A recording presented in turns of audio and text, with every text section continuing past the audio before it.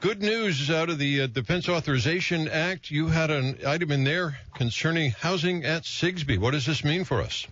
So, we've been working with the Navy for a few years now to try to make this a reality. We have those units on Sigsbee that have gone unused for so many years.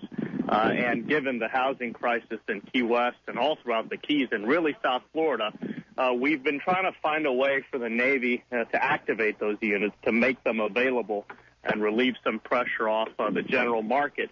And they concluded a few months ago that they needed congressional authority to proceed. So the good news is that in the National Defense Authorization Act that was passed out of the House last week, that language was included. The Navy now has the legislative authority that they need to activate those units, to bring them online.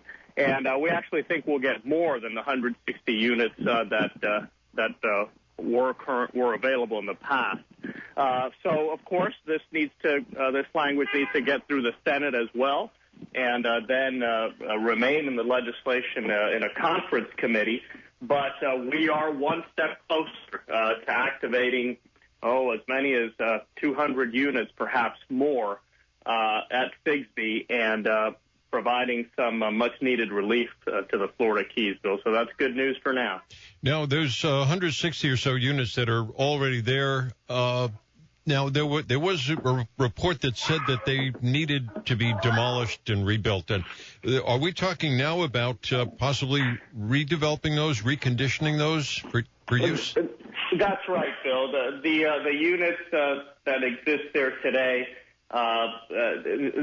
it's been determined that the best way to proceed would be to demolish them and build an entire new structure, again, with more capacity. So it would be more units. So that would be the benefit. The issue is, if those units could just be remodeled, they would come online much sooner. But the conclusion from most of the developers that have looked at that is that they would have to redevelop those units. Okay, so basically we're still talking about tearing them down then?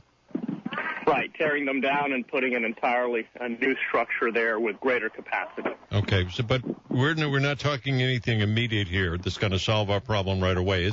We're looking down the road a bit.